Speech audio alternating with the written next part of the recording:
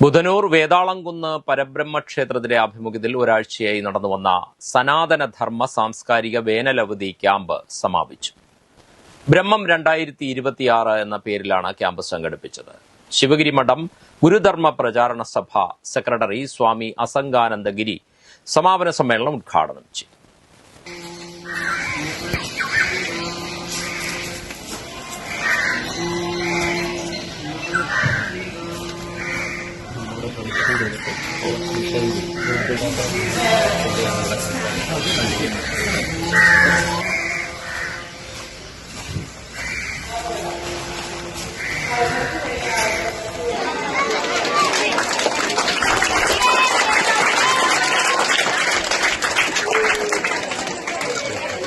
ക്ഷേത്ര ഭരണസമിതി president R Viswanathan അധ്യക്ഷനായി.